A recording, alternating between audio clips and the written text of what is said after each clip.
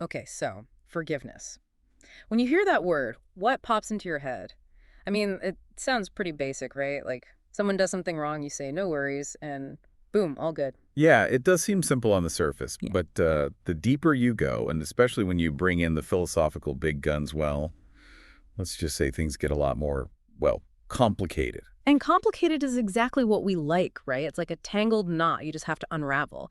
Today, we're tackling forgiveness, what it is, who can do it, and whether it's always a good thing. Buckle up, philosophy fans.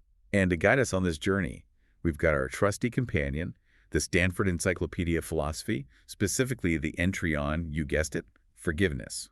We'll be extracting those key takeaways, those nuggets of wisdom, and hopefully we'll both walk away with a few more aha moments to add to our collection. Love those aha moments. So, where do we even begin with a concept like forgiveness?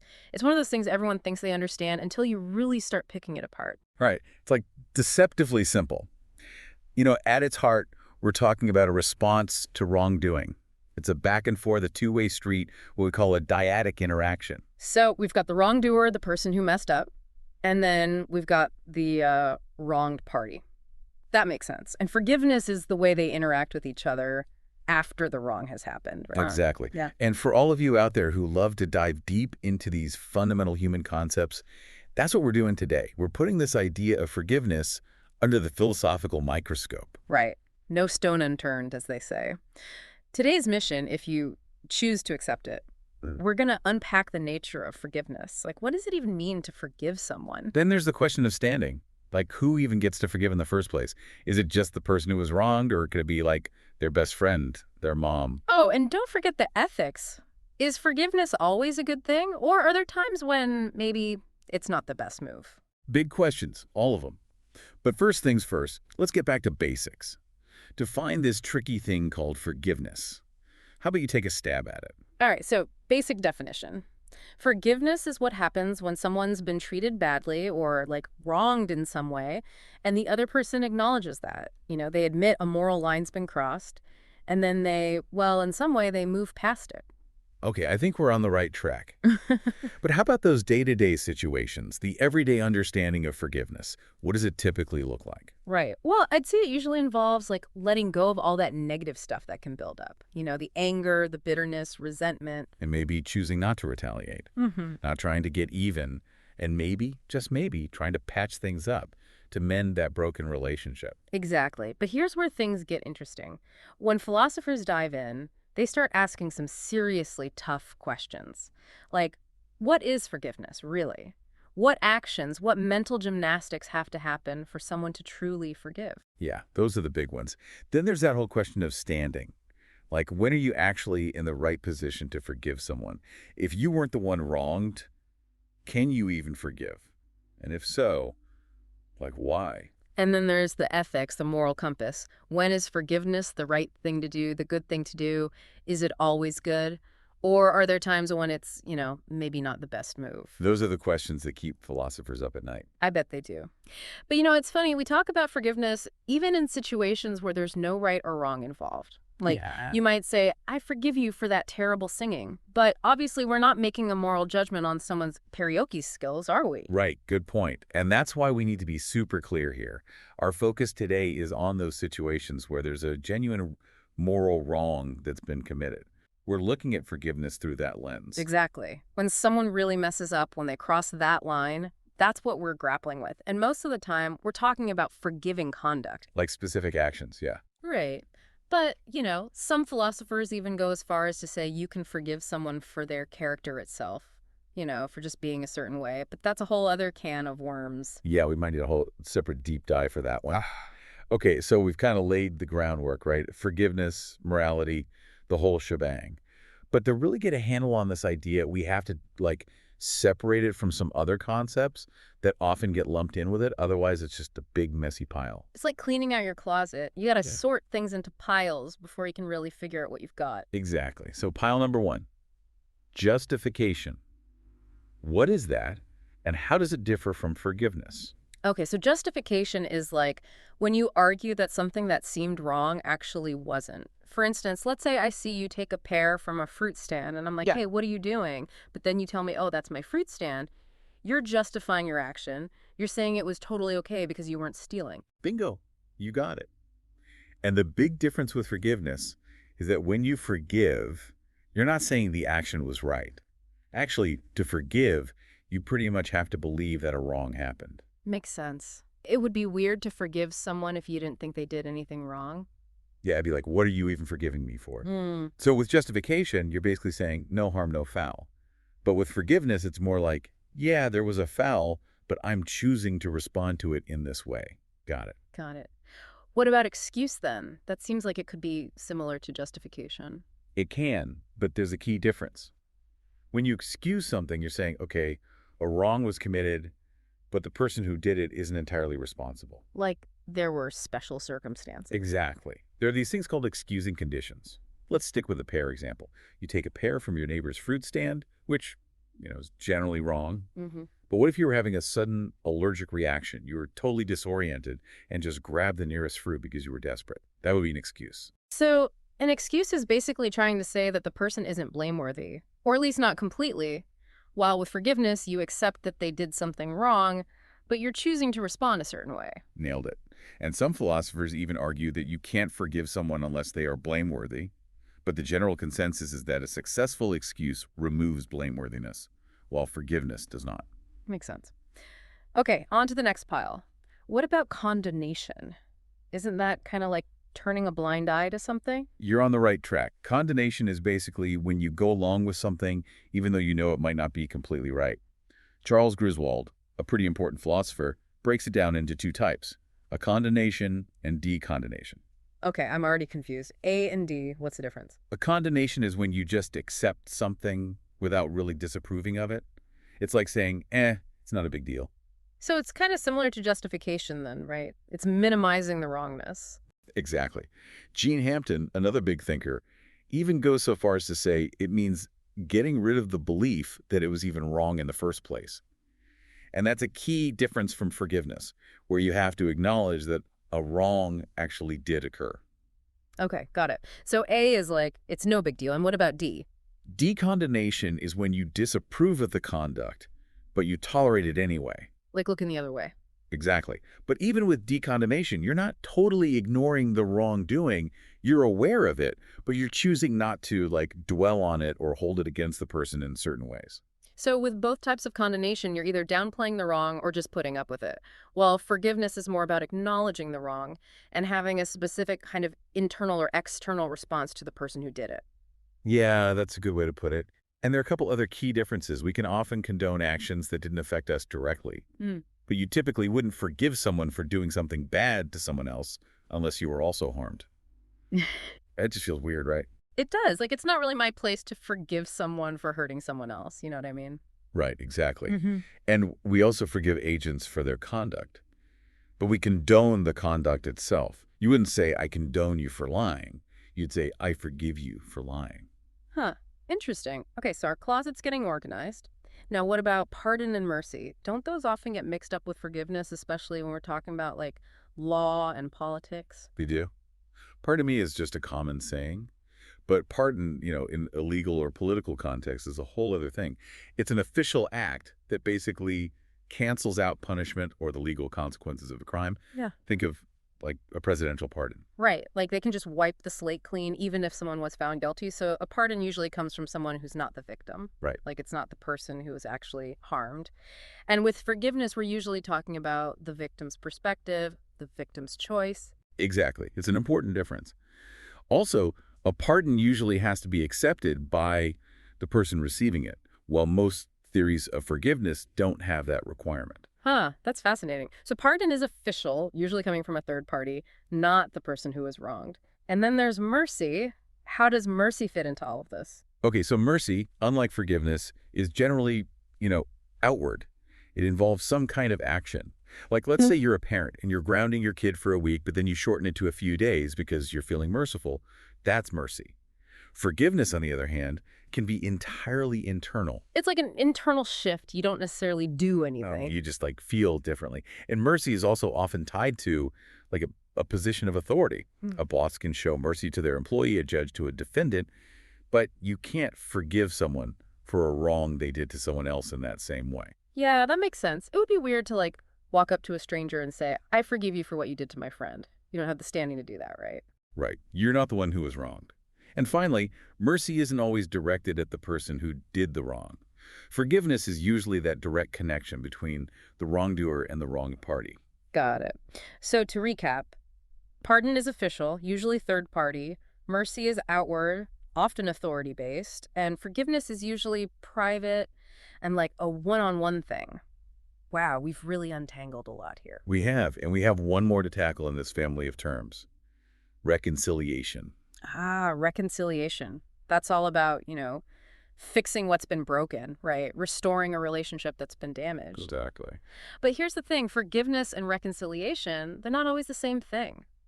Like, you can forgive someone without actually getting back together with them. Right. It happens all the time, especially in, like, families. Exactly. The offender might not be willing to reconcile.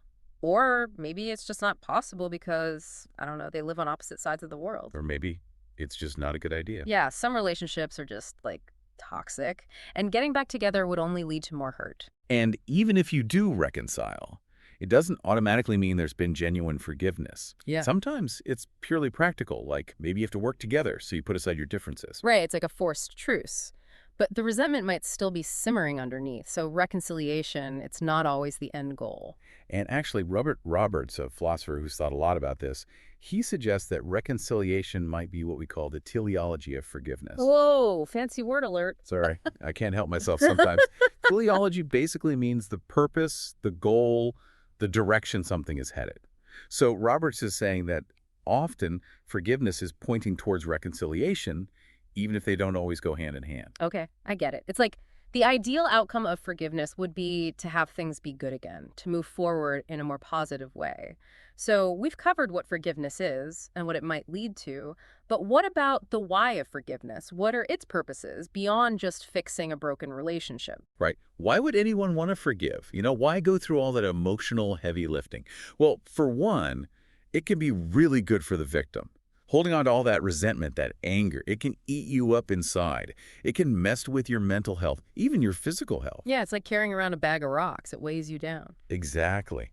So forgiving can be a way to free yourself from that burden.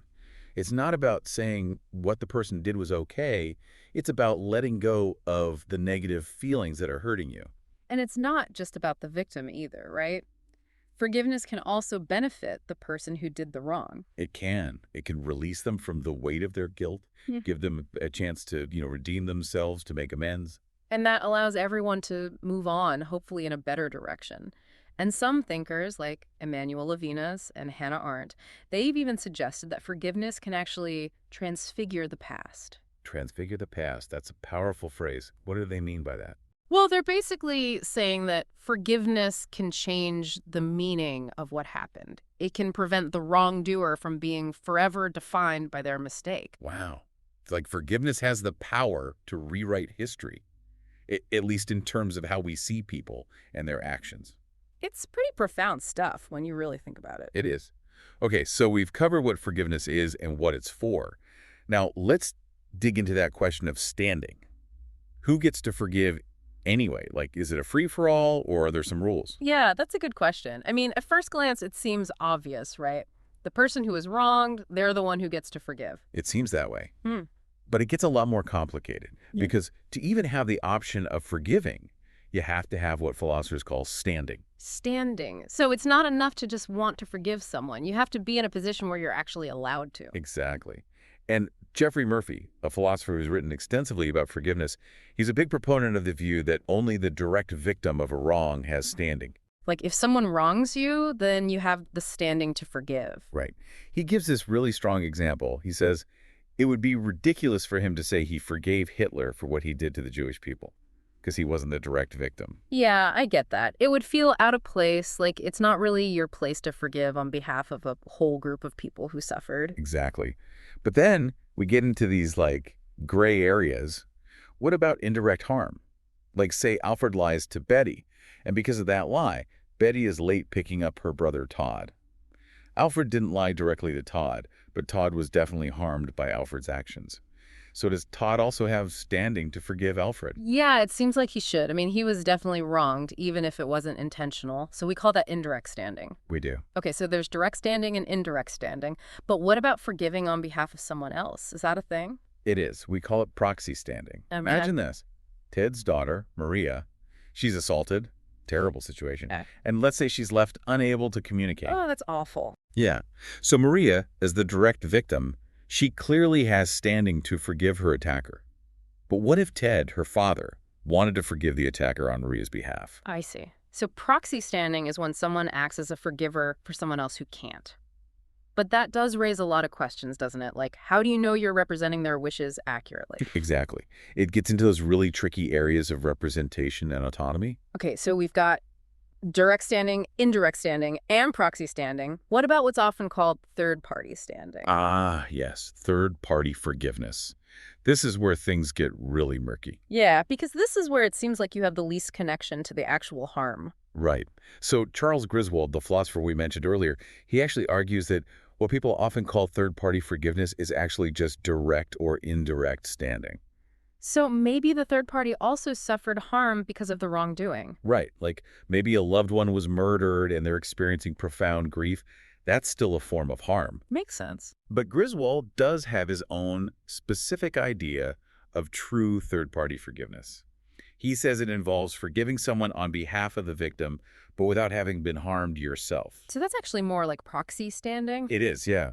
He thinks true third-party standing requires some kind of deep connection to the victim, some form of identification.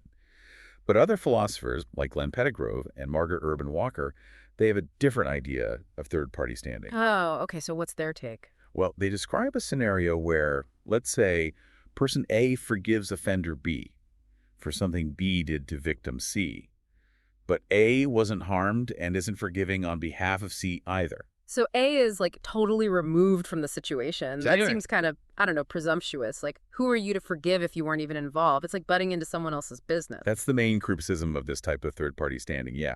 It raises questions about, like, whose forgiveness actually matters, and it really muddies the waters of what forgiveness even is. Yeah, it does. Okay, so we've talked about standing, who gets to forgive. Now, let's get to the real meat of this deep dive. The theories of forgiveness.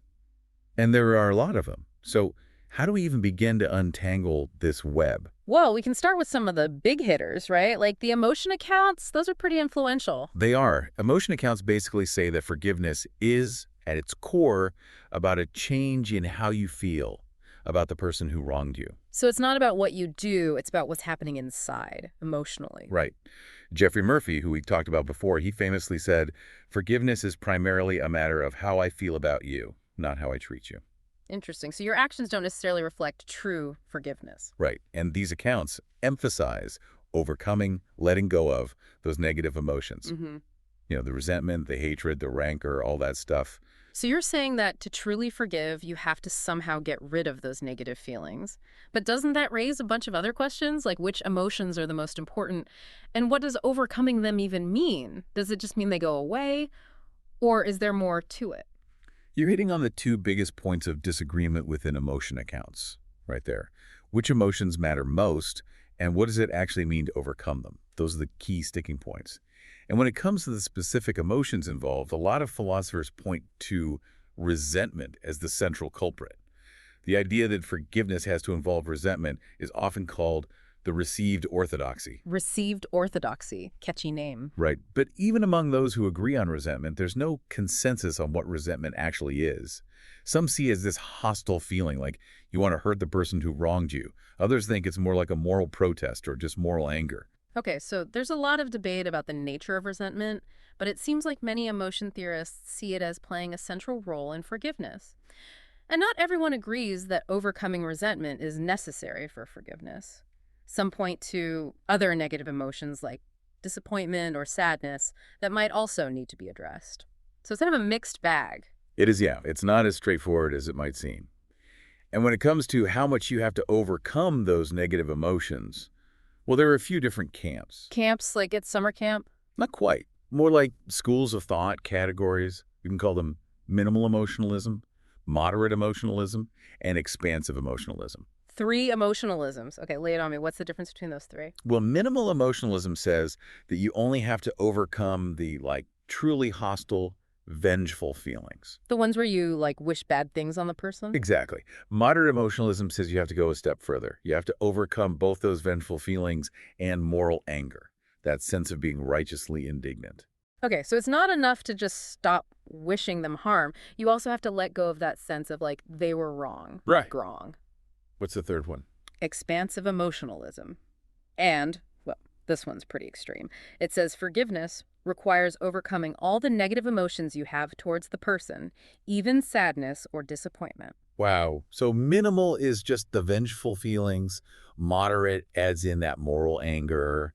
And expansive wants everything gone. Interesting. Right. And remember, we're not talking about those emotions just magically disappearing. If you, like, hit your head and suddenly stop feeling resentment, that's not forgiveness. Of course not. The emotion has to change for the right reasons, like maybe the wrongdoer genuinely repented or they've suffered enough. And there's also the whole idea of agent effort, which Marilyn McCord Adams talks about. Forgiveness isn't passive. It's not just something that happens to you, right? It usually involves some kind of internal struggle, a conscious effort to let go of the negative feelings. It's different from just forgetting or taking a pill to make the feelings go away. And then there's the question of, how much do you have to overcome the emotion? Do you have to get rid of it completely, or is it okay to just dial it back a bit? Some argue for total elimination, while others, like Margaret Holmgren, say it's okay if those negative feelings pop up now and then, as long as you can keep overcoming them. Okay, so it's not just about the feeling itself, but how and why it changes, the whole process. Now, there's also this concept of forswearing resentment. How is that different from just overcoming it? Well, P.F. Strawson, he introduced this idea of forswearing or renouncing resentment.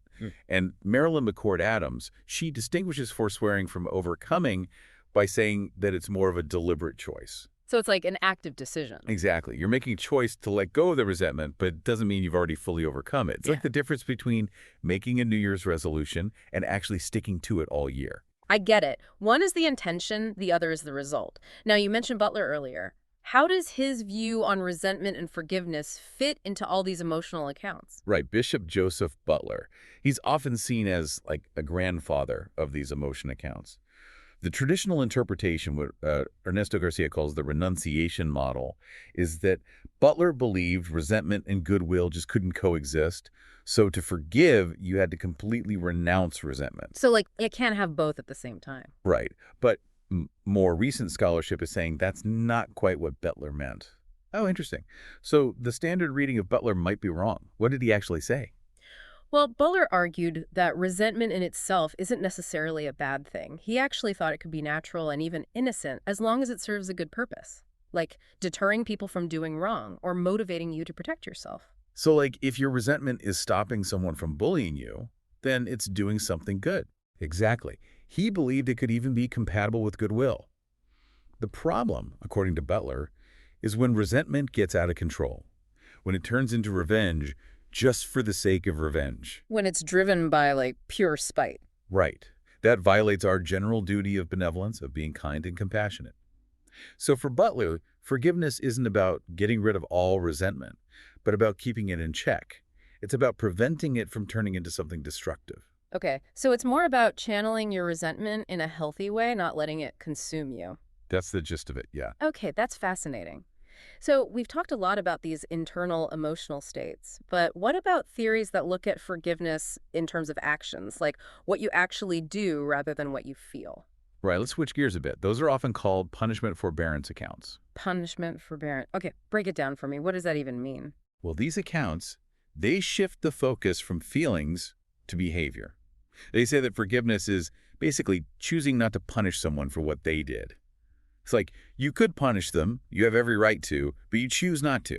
Interesting. So it's about restraint, about holding back. Right. And if you look at the Oxford English Dictionary, you'll actually see that one of the definitions of forgive is pardon. And Hobbes, that famous philosopher, he directly connected forgiving to being willing to pardon. I see. So those two ideas have been linked for a long time. They have.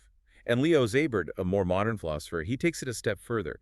He actually says that forgiveness is deliberately to refuse to punish. And Robert Enright, he's a psychologist who studies forgiveness, he describes it as the casting off of deserved punishments. So it's like you're acknowledging that they deserve punishment, but you're choosing to let it go. Precisely. But there's still some disagreement about how these two concepts, forgiveness and not punishing, how they actually relate.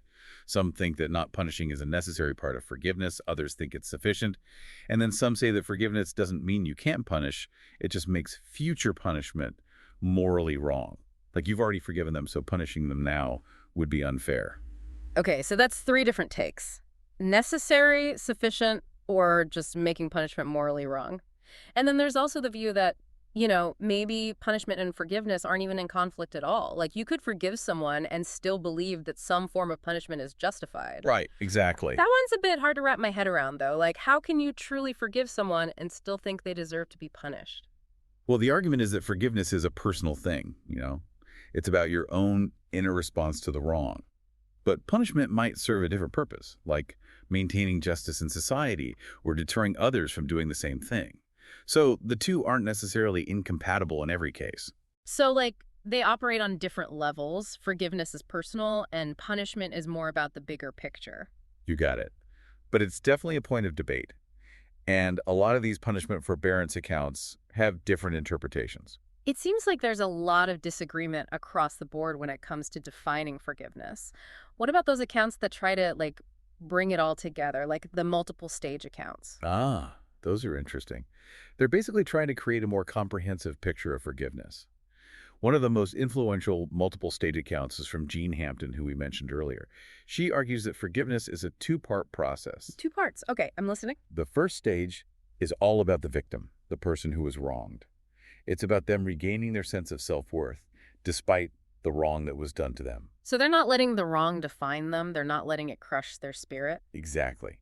And she says this involves overcoming negative emotions like spite and malice and basically transcending resentment. So this first stage, it sounds a lot like those emotion accounts we talked about. It does, yeah. It focuses on that internal shift for the victim. Okay, so what's the second stage all about? Well, the second stage is where things get really interesting.